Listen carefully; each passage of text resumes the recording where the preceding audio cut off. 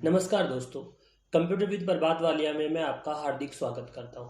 साथियों, अभी तक अगर आपने हमारे चैनल को सब्सक्राइब नहीं किया है तो एक बार सब्सक्राइब करें, लाइक करें और अपने दोस्तों के साथ शेयर करें। दोस्तों, वीडियो नोटिफिकेशन प्राप्त करने के लिए बेल आइकन को दबाना ना भूलें। धन्यवाद। मैं प्रभात वालिया एकलव्य कंप्यूटर की ऑनलाइन क्लासेस कंप्यूटर विद प्रभात वालिया में एक बार फिर आपका हार्दिक स्वागत और अभिनंदन करता हूं। दोस्तों, ऑपरेटिंग सिस्टम या सिस्टम सॉफ्टवेयर एक टॉपिक हमारा चल रहा था, उसकी आज थ्योरिकल हम अंतिम वीडियो क्लास ले रहे हैं। दोस्तों, कुछ अगर इसमें आपको दिक्कत हो, समझने में परेशानी हो तो आपका मैं ऐप का लिंक डिस्क्रिप्शन में डाल रहा हूं। आप वहां से लिंक पर ऐप डाउनलोड करके मुझे कमेंट द्वारा, मुझे चैट द्वारा मेरे से बातचीत कर सकते हैं। दोस्तों, साथ के साथ हम लोग बात कर रहे हैं कुछ ऑपरेटिंग सिस्टम जिनके बारे में हम लोगों ने थोड़ी बहुत थ्योरिकल बातें की थी, थोड़ी बहुत आज प्रैक्टिकल बात करेंगे। उसके बाद एक ऑपरेटिंग सिस्टम को, विंडोज जो सबसे प्रचलित ऑपरेटिंग सिस्टम इस समय हम लोग इस्तेमाल कर रहे हैं, उसको प्रैक्टिकली हम लोग पढ़ने की कोशिश करेंगे, समझने की कोशिश करेंगे कि विंडोज से संबंधित प्रश्न किस प्रकार पेपर में पूछे जाते हैं। दोस्तों, एक वीडियो क्लास के बाद हम लोग एक क्वेश्चन आंसर सेशन लेंगे जिसमें जो टॉपिक अभी तक हम लोगों ने पढ़ा है उससे संबंधित आपको किसी प्रकार की अगर समस्या हो तो हम लोग उसके बारे में बात कर सकते हैं। साथियों, हम लोगों ने देखा था पिछली क्लास में कि ऑपरेटिंग सिस्टम अलग अलग प्रकार के हैं, अलग अलग प्रकार से प्रोसेसिंग होती है। हम लोगों ने कुछ उदाहरण देखे थे जो ऑपरेटिंग सिस्टम से संबंधित थे। उसमें सबसे पहला उदाहरण और सबसे प्रचलित उदाहरण की बात हम लोगों ने की थी यूनिक्स। यूनिक्स सबसे पहले 1972, जहां तक मेरा अनुमान है, डेनिस रिची और केन थॉमसन ने लगभग 1970 से पहले ही ये बनाना शुरू कर दिया था। इसके जितने भी प्रोग्राम थे दोस्तों, वो सी भाषा में लिखे गए थे। कई बार पूछ लेते हैं कि सी भाषा में लिखा गया ऑपरेटिंग सिस्टम कौन सा है, तो यूनिक्स एक ऑपरेटिंग सिस्टम है। दोस्तों, इस ऑपरेटिंग सिस्टम को लिखने के लिए एक दो प्रोग्राम से काम नहीं चलता था, हजारों लाखों प्रोग्राम मिलकर एक सच्चा ऑपरेटिंग सिस्टम का निर्माण करते हैं। दोस्तों, ये मल्टी यूजर ऑपरेटिंग सिस्टम होता है, सी भाषा में लिखा गया। कई बार हम लोग पेपर में पढ़ते हैं कि यूनिक्स की विशेषता बताओ, ये सेल किसकी विशेषता होती है, तो सेल जो होती है उनका उपयोग यूनिक्स में किया जाता है। दोस्तों, इसके बाद हम लोग 2 नंबर पे देखते हैं MS DOS। 1981 में माइक्रोसॉफ्ट ने MS DOS का निर्माण किया था। पहले जब आज से 5-10 साल पहले आप कंप्यूटर का नाम लेते थे तो MS DOS आपके दिमाग में आता भी है। दूसरी बात, अब जब दुकान से लैपटॉप या कंप्यूटर आप परचेज करते हो तो आपको बताता है कि आपका कंप्यूटर डोस बेस्ड है या विंडोज बेस्ड है, मतलब उसके अंदर इनबिल्ड विंडो दे रखी है या डोस प्रॉम्प्ट है, विंडोज या यूनिक्स लाइनेक्स आप डालने के लिए स्वतंत्र है। दोस्तों, इस समय कॉमर्शियल पर्पज से सबसे ज्यादा माइक्रोसॉफ्ट विंडोज का ही यूज किया जाता है। आप जितने कंप्यूटर लैपटॉप आपके आसपास देखते होंगे, वहां हर लैपटॉप कंप्यूटर में एक ऑपरेटिंग सिस्टम ऑलरेडी इंस्टॉल्ड होता है जिसका नाम होता है विंडोज। दोस्तों, साथ के साथ हम लोग बात करते हैं यूनिक्स केवल कंप्यूटर के लिए बनाया गया था। इस समय यूनिक्स का यूज नहीं किया था। यूनिक्स पर बेस्ड एक और ऑपरेटिंग सिस्टम है दोस्तों, जिसे हम लोग लाइनेक्स के नाम से जानते हैं। ज्यादातर लोग जो इंस्टीट्यूशन वगैरह है जो परचेज नहीं कर सकते, ओपन सोर्स एक ऑपरेटिंग सिस्टम है जिसके लिए उनको पैसा नहीं देना होता है, वो लाइनेक्स है जिसका इस्तेमाल ज्यादातर लोग आज के समय पर करते हैं। दोस्तों, MS DOS की बात करें तो ये कैरेक्टर यूजर हम लोगों ने पहले बात की, जिसमें एक साथ ज्यादा यूजर काम कर सकते हैं, चित्र देखकर प्रतिक्रिया दे सकते हैं, उसे ग्राफिकल यूजर कहते हैं। और एक यूजर इसमें पूरा काम कमांड बेस्ड होता है, उसे हम MS DOS single user operating system कहते हैं। एंड्रॉइड इस समय दोस्तों सूचना तकनीकी के क्षेत्र में जो क्रांति है उसका सबसे महत्वपूर्ण योगदान एंड्रॉइड का भी है। इस समय मोबाइल में सबसे ज्यादा जो प्रचलित ऑपरेटिंग सिस्टम है दोस्तों, उसका नाम एंड्रॉइड है। इसे गूगल ने 2008 में विकसित किया था। इसका सबसे पहला वर्जन एंड्रॉइड 1.0 था और सबसे नया वर्जन जो इस समय चल रहा है 2019 में भी 20 की जनवरी में रिलीज हुआ था, उसे हम एंड्रॉइड 10 बोलते हैं। दोस्तों, साथ ही साथ हम लोग समझने की बात कर रहे हैं कि जो एंड्रॉइड था उसका सबसे पहला ट्रायल तो 2007 में ही आ गया था, लेकिन उसको आधिकारिक रूप से 2008 में लॉन्च किया गया था। दोस्तों, साथ के साथ में एक और बात बता दूं, कंप्यूटर में आजकल UPSC, RPSC, अधीनस्थ बोर्ड जितने भी पेपर लेता है, डेट वाइज सवाल बहुत कम आते हैं क्योंकि डेटों में कॉन्ट्राडिक्शन रहता है। जैसे जनरेशन की हम लोग बात करेंगे, वहां से लेकर जो हम लोग पढ़ रहे हैं यहां तक। चलिए थोड़ा सा बात को और आगे बढ़ाते हैं। एंड्रॉइड इस समय सबसे ज्यादा प्रचलित है, जिसका उपयोग मोबाइल के साथ साथ जो अपने मॉनिटर एलईडी स्क्रीन वगैरह है उन्हीं में भी किया जाता है। उन सभी टीवीज को स्मार्ट टीवी के नाम से जाना जाता है। नंबर अगले पर हम लोग बात करेंगे लाइनेक्स की दोस्तों। तो लाइनेक्स एक ओपन सोर्स है जिसके आपको पैसे नहीं देने पड़ेंगे। आप देखते होंगे विंडोज अगर आप यूज करते हो तो अपडेट कर लो या ब्लैक स्क्रीन हो जाता है, ऑप्शंस आते रहते हैं। कई बार आप लोगों ने सुना होगा किसी कंपनी पर माइक्रोसॉफ्ट ने मतलब अपना अधिकारी भेज दिए, उनको कहा कि आप जो कंप्यूटर यूज कर रहे हैं उसमें पायरेटेड विंडो है, आप ओरिजिनल विंडोज का इस्तेमाल करो। ये सारी समस्याएं आती रहती है दोस्तों। यहां पर हम लोग बात कर रहे हैं लाइनेक्स की जो फ्री होता है। दूसरी बात, माइक्रोसॉफ्ट विंडोज के बहुत सारे एप्लीकेशंस अपने को मिल जाते हैं। उसके कॉम्प्लिकेशन भी है, वायरस आना एक सबसे बड़ा उसमें दिक्कत वाली चीज है। लेकिन मैं कहूं लाइनेक्स वायरस फ्री होता है, एक ऐसा ऑपरेटिंग सिस्टम है जिसमें वायरस नहीं आते हैं। एक वायरस लाइनेक्स के लिए ट्राई किया गया था, बिस वायरस जिसका नाम दिया था, लेकिन वो भी लाइनेक्स में काम नहीं किया। जैसे इसके अंदर हम सेल का यूज करते हैं, वैसे ही लाइनेक्स में एक संबंधित शब्द होता है जिसे कर्नेल नाम से जानते हैं, और कर्नेल ही लाइनेक्स के बेस पर सारा काम कंप्यूटर में परफॉर्म करता है। भारत ने भी लाइनेक्स जैसा इन लाइनेक्स पर आधारित एक ऑपरेटिंग सिस्टम बनाया है जिसे कहा जाता है बोस। पूरा नाम होता है Bharat operating system solution. Bharat ने भी एक ऑपरेटिंग सिस्टम बना रखा है जिसे कहा जाता है भारत ऑपरेटिंग सिस्टम सॉल्यूशन। दोस्तों हम लोग बात कर रहे हैं और समझ रहे हैं भारत का जो ऑपरेटिंग सिस्टम है इसे 2007 में बनाया गया था। इसमें सबसे लेटेस्ट जो संशोधन किया गया है वो 2018 में किया गया था और सीडेक द्वारा इसे बनाया गया है, centre for development in advance computing in India. दोस्तों साथ ही साथ हम लोग एक समझाने वाली बात कर रहे हैं। इन ऑपरेटिंग सिस्टम के नाम देकर आप लोगों से पूछ लेता है कि इसमें से कौन सा ऑपरेटिंग सिस्टम नहीं है, या कौन सा मोबाइल के लिए बना है, कौन सा ओपन सोर्स है। इस प्रकार के प्रश्न इनसे बन जाते हैं। एक सिम्बोनियन ऑपरेटिंग सिस्टम आया था, सिम्बोनियन जिसे बोलते हैं, 1998 में इसे यूज किया गया था। ये मोबाइल में उपयोग में लिया जाता था, इसे कंप्यूटर के लिए इस्तेमाल नहीं करते, केवल मोबाइल के उपयोगी ऑपरेटिंग सिस्टम था।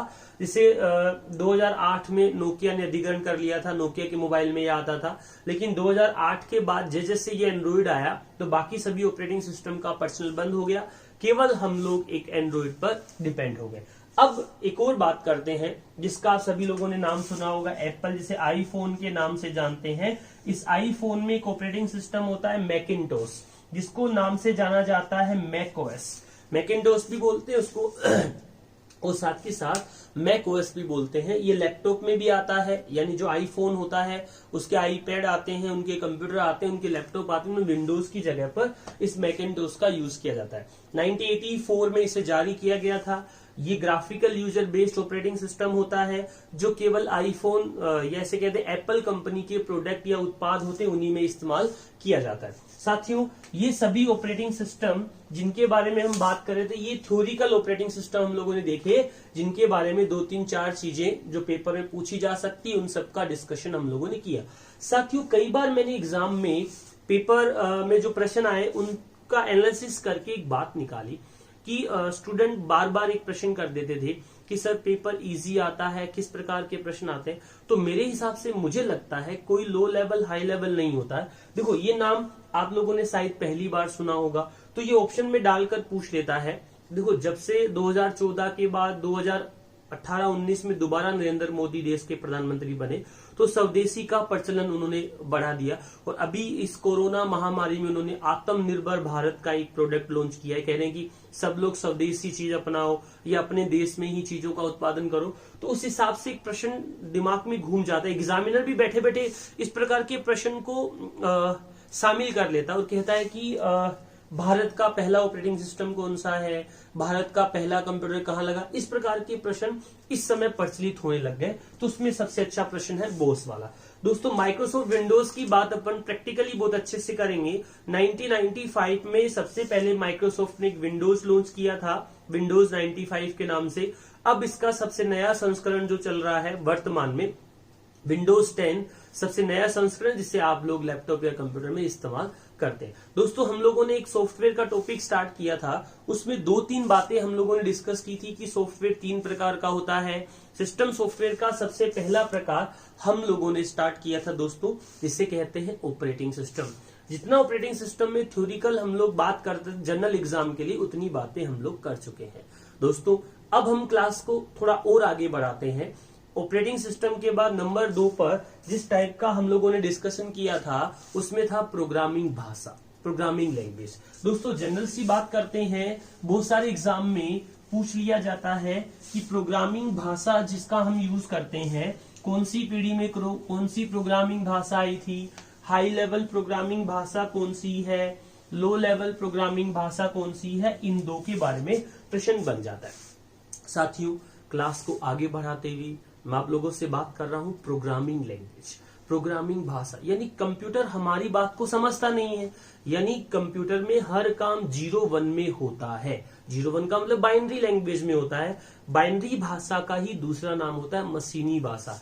कंप्यूटर केवल एक मशीनी भाषा को जानता है दोस्तों।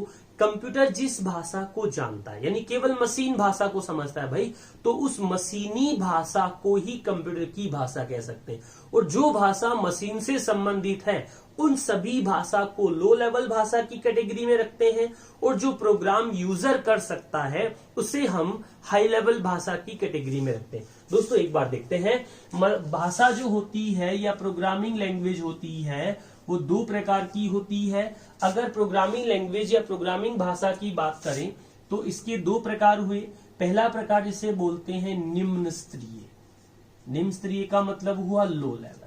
दूसरा होता है हाई स्तरीय, हाई लेवल, उच्च लेवल। तो देखो निम्न स्तरीय में 2 भाषाओं का यूज किया जाता है। पहली भाषा है जिसे कहते हैं मशीनी भाषा, और दूसरी भाषा है जिसे कहा जाता है असेंबली भाषा। 2 बातें करके आगे बढ़ जाते हैं।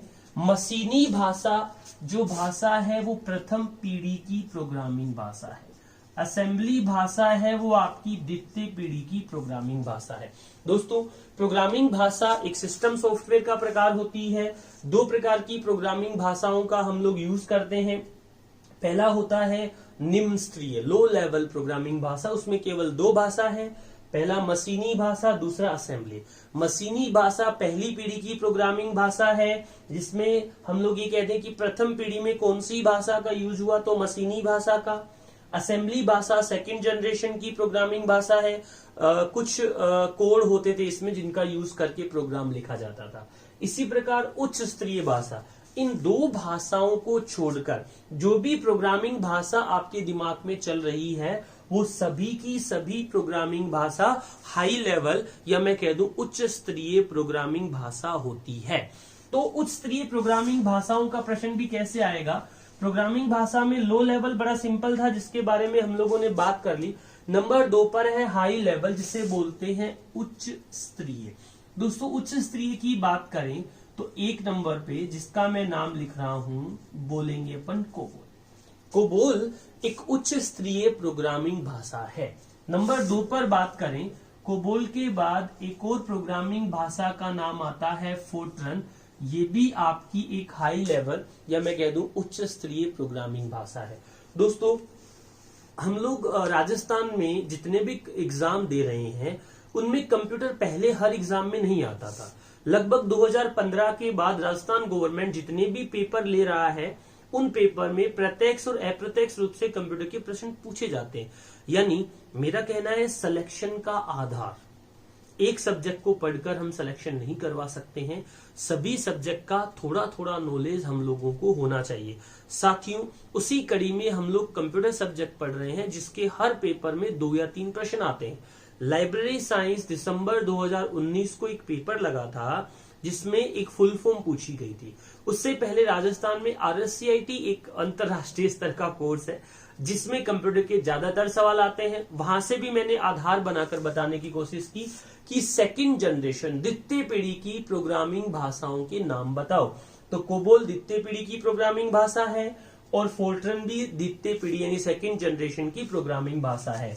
इसका यूज किया गया था व्यापार के लिए और इसका यूज किया गया था विज्ञान के लिए।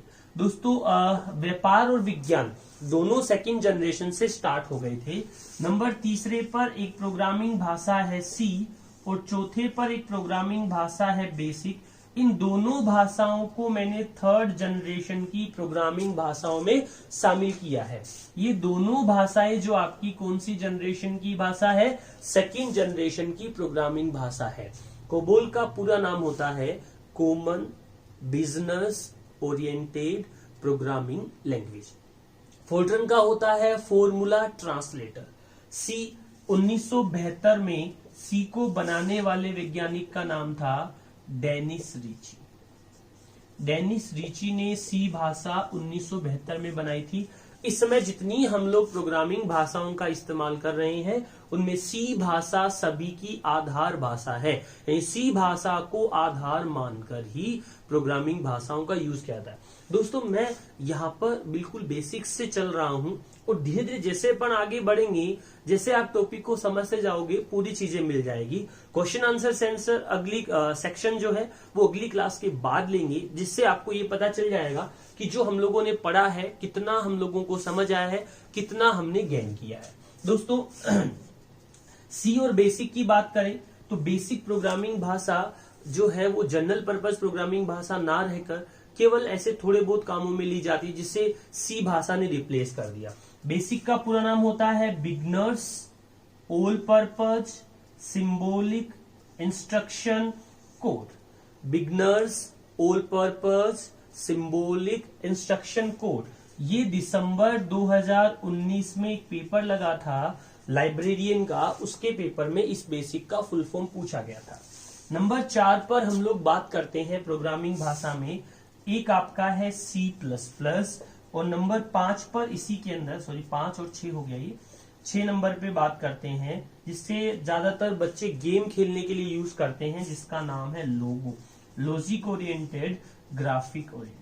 इन प्रोग्रामिंग भाषाओं का प्रश्न डिटेल से तो हमको पढ़ना नहीं है, लेकिन इनके बारे में इस प्रकार के प्रश्न कौन सी जनरेशन में काम आई, इनका यूज क्या था, ये 2 अलग अलग टाइप के प्रश्न बन जाते हैं। लोगो का मतलब होता है लॉजिक ओरिएंटेड ग्राफिक ओरिएंटेड। बच्चों की गेमिंग भाषा के रूप में स्कूलों में इस समय सबसे ज्यादा जिस प्रोग्रामिंग भाषा का यूज किया जाता है उसे कहा जाता है लोगो। दोस्तों C++ का आविष्कार 1980 में करने वाले वैज्ञानिक का नाम था बजारने। बजारने नहीं बोलते, कुछ लोग इसे जरने बोलते हैं, कुछ लोग बरने बोलते हैं, एक अक्षर को साइलेंट रख लेते हैं। जरने स्ट्रोस्ट्रप ने किया था, ठीक है। अच्छा, ये हो गई चौथी जनरेशन तक। 5वीं पीढ़ी में जिन प्रोग्रामिंग भाषाओं का इस्तेमाल हुआ उसमें सबसे प्रचलित प्रोग्रामिंग भाषा है HTML। 5वीं पीढ़ी की प्रोग्रामिंग भाषा 7 नंबर 8 नंबर पर, और जावा, PHP, ये सभी 5वीं पीढ़ी की प्रोग्रामिंग भाषा है। दोस्तों बोर्ड पर देखकर थोड़ी बातें आप लोगों को समझ आएगी, कुछ मैं बोलकर बता रहा हूं, कुछ आप देख के समझ जाएंगे। उच्च स्तरीय प्रोग्रामिंग भाषाओं में कोबोल सबसे पहला नाम मैंने लिखा, फोर्ट्रन दूसरा लिखा, ये दोनों के दोनों सेकंड जनरेशन की प्रोग्रामिंग भाषा। क्लियर है बात इतनी। व्यापार में कोबोल का यूज हुआ था, विज्ञान में और गणित के क्षेत्र में यानी इंजीनियरिंग के क्षेत्र में फोर्ट्रन का इस्तेमाल हुआ था। ये दोनों की दोनों सेकंड जनरेशन की प्रोग्रामिंग भाषा है। सी और बेसिक दोनों थर्ड जनरेशन की हाई लेवल प्रोग्रामिंग भाषा है। कई बार ऐसा आ जाता है कि इसमें से कौन सी उच्च स्तरीय प्रोग्रामिंग भाषा है जिसका इस्तेमाल थर्ड जनरेशन में हुआ, कोई बात नहीं। बेसिक का पूरा नाम होता है beginners all purpose symbolic instruction code. COBOL का पूरा नाम होता है common business oriented language. Basic के बाद C++ और लोगो का पूरा नाम होता है लॉजिक ओरिएंटेड ग्राफिक ओरिएंटेड। ऐसे ही 5वीं जनरेशन की प्रोग्रामिंग भाषा HTML। इतने क्लास 2 3 4 क्लास की वीडियो लेक्चर्स हम लोगों ने देखे हैं। एक प्रोग्रामिंग भाषा ऐसी है, चाहे सिलेबस में कंप्यूटर नहीं हो, मान न मान मैं तेरा मेहमान, वो HTML है भाई। किसी भी पेपर में HTML का फुल फॉर्म बहुत ज्यादा बार पूछा गया है। तो HTML का पूरा नाम होता है हाइपर टेक्स्ट मार्कअप लैंग्वेज। ऐसे ही जावा की बात करें, बनाने वाली कंपनी का नाम था सन माइक्रोसॉफ्ट। 1995 में जावा बनाई थी और 1990 में HTML का आविष्कार हुआ था। PHP का होता है पर्सनल होम पेज, कई बार इसे पर्सनल होम पेज से भी जानते हैं। दूसरा इसका नाम होता है हाइपर टेक्स्ट प्री प्रोसेसर। ये स्क्रिप्टिंग लैंग्वेज है जो वेबसाइट वगैरह बनाने के लिए यूज में ली जाती है। इसमें PHP का भी नाम आता है, जावास्क्रिप्ट का भी नाम आता है और PHP का भी नाम आता है। ये तीनों प्रोग्रामिंग भाषा इस पर्पज से इस्तेमाल में ली जाती है। दोस्तों प्रोग्रामिंग भाषा वैसे बहुत डीप में है, आप C++ का 2-3-4 महीने का कोर्स कर सकते। हम लोगों ने जो बेसिक्स कंप्यूटर में इन सारी भाषाओं का इस्तेमाल हो सकता है उनके बारे में बात की है। दोस्तों इसके बाद पिछले एग्जाम में एक और प्रश्न आया था पटवारी की, उस टॉपिक के बारे में बात करते हैं।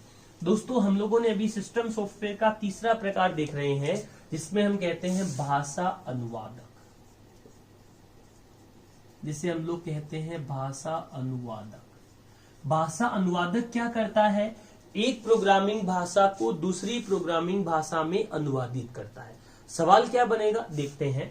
एक होता है सबसे पहला जिसे हम कहते हैं असेंबलर, जिसका नाम होता है असेंबलर। क्या काम करता है? असेंबली भाषा को मशीनी भाषा में अनुवादित करता है। यानी असेंबली भाषा को मशीनी भाषा में अनुवादित करने के लिए हमें असेंबलर की आवश्यकता होती है। यानी कहने का मतलब हुआ कंप्यूटर को जितनी प्रोग्रामिंग भाषाएं आप दोगे उन सभी प्रोग्रामिंग भाषा को यानी उच्च स्तरीय भाषा को लो लेवल भाषा यानी मशीनी भाषा में अनुवादित करना पड़ेगा। या हम लोग कहते हैं असेंबली भाषा को मशीनी भाषा में अनुवादित करना पड़ेगा। और ये अनुवादित करने की जिम्मेवारी या काम जो होता है वो कौन करता है? भाषा अनुवादक। बड़ा सिंपल सा प्रश्न है, ऐसी कौन सी प्रोग्रामिंग भाषा होती है जिसे भाषा अनुवादक की आवश्यकता ही नहीं होती है? तो मशीनी भाषा को किसी भी प्रकार के भाषा अनुवादक की आवश्यकता नहीं होती है क्योंकि हमारा कंप्यूटर मशीनी भाषा को समझ जाता है। चलिए साथियों थोड़ी और बात करते हैं। दो ऐसे अनुवादक होते हैं जिनका प्रश्न पेपर में पूछा जाता है। दो ऐसे कौन से अनुवादक है जिनका प्रश्न पेपर में आता है? तो दोस्तों देखो, पहला अनुवादक है जिसे कहते हैं हम लोग कंपाइलर। दूसरा अनुवादक है जिसे हम कहते हैं इंटरप्रेटर। सिंपल से हैं, दोनों के सवाल बहुत अच्छे से पूछे जाते हैं। क्या प्रश्न बनते हैं उनके बारे में हम लोग देख रहे हैं। कंपाइलर क्या करता है और इंटरप्रेटर क्या काम करता है? दोस्तों जो आपकी भाषा होती है उच्च स्तरीय भाषा को ये बदल देता है मशीनी भाषा में। यानी हाई लेवल भाषा को मशीनी भाषा में अनुवादित करने का काम किसका होता है? कंपाइलर का। तो जो काम कंपाइलर करता है उच्च स्तरीय को ये भी बदल देता है कौन सी भाषा में? मशीनी। यानी दोनों का काम लगभग एक जैसा होता है। कंपाइलर सिस्टम सॉफ्टवेयर होता है, न कि किसी प्रोग्रामिंग भाषा का भाग होता है। इंटरप्रेटर भी आपका सिस्टम सॉफ्टवेयर होता है, न कि किसी प्रोग्रामिंग भाषा का भाग होता है। तो ये उच्च स्तरीय भाषा को मशीनी भाषा में और ये भी उच्च स्तरीय भाषा को मशीनी भाषा में अनुवादित करते हैं। दोनों का काम सेम होता है। अब दोनों का फर्क क्या हुआ वो समझने की कोशिश करते हैं। ये क्या करता है? पूरे प्रोग्राम को एक साथ क्या कर देता है? अनुवादित। जो जितना हमने लिखा है उसको एक साथ मशीनी भाषा में अनुवादित करने का काम करता है कंपाइलर। ये क्या करता है? आपने जो प्रोग्राम दिया है उसे लाइन टू लाइन अनुवादित करता है। दोनों में फर्क क्या हो गया वो समझ आ गया होगा। ये एक साथ पूरे प्रोग्राम को मशीनी भाषा में बदलता है और ये लाइन बाय लाइन मशीनी भाषा में बदलता है। अब दो शब्द हम यूज करेंगे। पहला शब्द है एरर। एरर को बोलते हैं गलती। गलती को कंप्यूटर में कहा जाता है बग। यानी कंप्यूटर में जो एरर होती है, गलती होती है, उसे बग कहा जाता है और उसे ठीक करने की प्रोसेस को कहा जाता है डीबग या कह दो डीबगिंग। जनरल सी बात हम समझने की कोशिश कर रहे हैं कि इंटरप्रेटर या कंपाइलर अगर किसी प्रोग्राम को मशीनी भाषा में अनुवादित कर रहे हैं, कोई सोर्स कोड जो लिखा है प्रोग्रामर ने उसे मशीनी भाषा में अनुवादित कर रहे हैं, तो उस एरर को या उसमें जो गलती है उसको निकालने का कार्यक्रम या काम कौन करेगा? इंटरप्रेटर भी कर सकता है और कंपाइलर भी कर सकता है। इंटरप्रेटर क्या करेगा? 10 लाइनों का प्रोग्राम है, अगर पहली लाइन में गलती है तो तुरंत बता देगा क्योंकि ये लाइन टू लाइन कंपाइल करता है। और ये पूरे प्रोग्राम को एक साथ कंपाइल करने के बाद बताएगा, इसका मतलब इन दोनों में गलती निकालने में तेज कौन होगा, इंटरप्रेटर होगा कि कंपाइलर होगा? सोचो, इंटरप्रेटर होगा या कंपाइलर होगा? तो गलती निकालने में इन दोनों में जो तेज होगा वो कौन होगा, इंटरप्रेटर। क्यों? क्योंकि लाइन टू लाइन कंपाइल करके जैसे ही पहली लाइन में गलती आ गई तो ये हाथों हाथ पहली लाइन की गलती को आपको बता देगा। दूसरी बात करें पर जो बग या एरर होती है ये कब बताएगा, जब पूरा प्रोग्राम क्या हो जाएगा, कंपाइल, या पूरा प्रोग्राम क्या हो जाएगा, रन हो जाएगा। दोस्तों और बात करें एक और, जिसका प्रश्न बड़ा सिंपल है, याद रखना आपको। जैसे मैं C++ या C में कोई प्रोग्राम लिखता था तो लिखा हैश, उसके आगे लगा दिया मैंने ऐसे इंक्लूड, और फिर C के लिए यहां पर लिखा जाता है stdio.h। अगर C++ होता तो यहाँ पर iostream, ऐसे अलग अलग उनकी फाइल इस्तेमाल में लेते थे, जिससे हम लोगों को पता चल जाता है कि ये प्रोग्राम C में लिखा गया है या C++ में लिखा गया है। दोस्तों तो ऐसा प्रोग्राम जो किसी प्रोग्रामिंग भाषा में लिखा गया है, जिसे प्रोग्रामर समझता है, उस प्रोग्राम को कहा जाता है सोर्स कोड। यानी इस प्रकार का जो कोडिंग लिख रखा है मैंने, इसे कहा जाता है सोर्स कोड। यानी इस सोर्स कोड को कौन सी भाषा में बदलना है, मशीनी भाषा में। तो किसी भी सोर्स कोड को मशीनी भाषा में बदलने में तेज कौन होगा, तो सोर्स कोड को मशीनी भाषा में बदलने में तेज कौन होता है, कंपाइलर होता है। एरर निकालने में इंटरप्रेटर तेज होता है और सोर्स कोड को मशीनी भाषा में बदलने का काम कंपाइलर में तेज गति से होता है। दो और छोटी सी बात करके इन दोनों का डिफरेंस पूरा करते हैं। हम कोई ऐसा सॉफ्टवेयर बनाना चाहते हैं जो एग्जीक्यूट हो, मतलब कहने का हुआ जिससे हम किसी दूसरे कंप्यूटर में इंस्टॉल करके उससे कुछ प्रोग्रामिंग या फंक्शन करवा सकते हैं।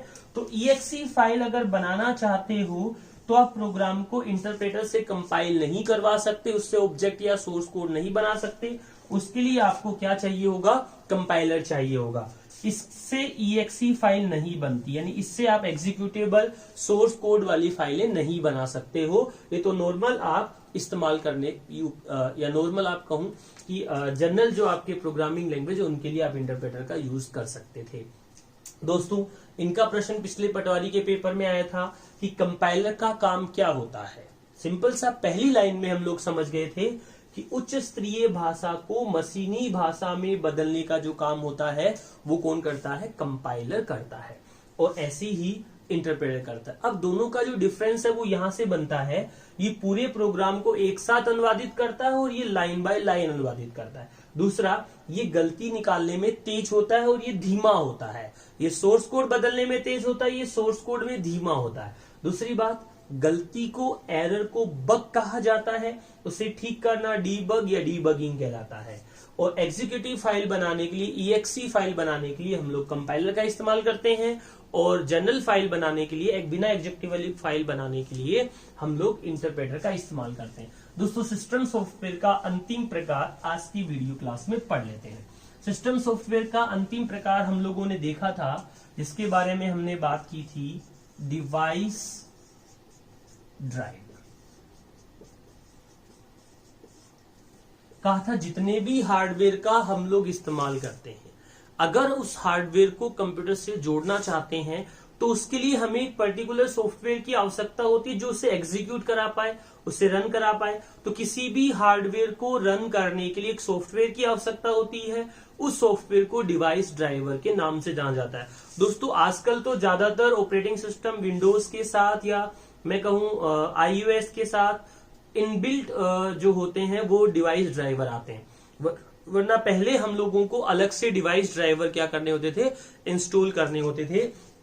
तो ऐसा सॉफ्टवेयर जो किसी हार्डवेयर को चलाने के लिए जरूरी होता है उसे डिवाइस ड्राइवर कहा जाता है, और ये बिना एक्सटेंशन वाली फाइल होते हैं, यानी इस डिवाइस ड्राइवर की फाइल का कोई भी एक्सटेंशन नहीं होता है। साथ ही साथ बात करें, एक नाम लिखा मैंने लैन ड्राइवर, यानी आप अपने कंप्यूटर से इंटरनेट चलाना चाहते हो तो लैन ड्राइवर चाहिए, आवाज सुनना चाहते हो तो ऑडियो ड्राइवर चाहिए। ऐसे ही अच्छे चित्र देखने के लिए आप लोगों को जिस ड्राइवर की आवश्यकता होती है उसे कहा जाता है ग्राफिक्स ड्राइवर। इस प्रकार के ड्राइवर सॉफ्टवेयर आपको आपके कंप्यूटर में डालने पड़ते हैं। कई बार आप लैपटॉप का इस्तेमाल कर रहे हो, वाईफाई यूज करना चाह रहे हो या ब्लूटूथ लैपटॉप के साथ ऐड करना चाह रहे हो, तो प्रॉपर कनेक्ट नहीं हो पाता है, क्योंकि हो सकता है आपके लैपटॉप में उस पर्टिकुलर हार्डवेयर को जोड़ने के लिए जो वाईफाई या वीलैन ड्राइवर चाहिए वो नहीं है। अब दूसरा एग्जांपल लेते हैं, बहुत बार हम कंप्यूटर से ब्लूटूथ कनेक्ट करते हैं, वाईफाई कनेक्ट करते हैं, उसके अलावा हम लोग कहते हैं कि ग्राफिक वाले वीडियो जो हम यूज करना चाह रहे हैं, ग्राफिक कार्ड लगाना चाह रहे हैं, तो उसके लिए हमें इस पर्टिकुलर ड्राइवर की आवश्यकता होती है। तीसरा और एग्जांपल, कोई प्रिंटर हम कंप्यूटर से जोड़ रहे हैं, तो प्रिंटर के लिए अलग से हमें एक डिवाइस ड्राइवर चाहिए होगा जो प्रिंटर को या उस यूएसबी केबल को सपोर्ट करे, तो उसके बिना वो पर्टिकुलर ड्राइवर या डिवाइस आपका काम नहीं करता, उसे कहा जाता है डिवाइस ड्राइवर। दोस्तों, सॉफ्टवेयर के सेक्शन में हम लोगों ने अभी तक सिस्टम सॉफ्टवेयर के बारे में बात कर ली है। सिस्टम सॉफ्टवेयर से संबंधित कोई भी परेशानी आप लोगों को हो तो आप कमेंट बॉक्स में बताएं। वीडियो आप लोगों को कैसा लगा, क्या आपको समस्या आई, क्या चीज आपको वीडियो में पसंद आई, आप कमेंट करके जरूर बताएं। धन्यवाद साथियों, मिलते हैं अगली क्लास में।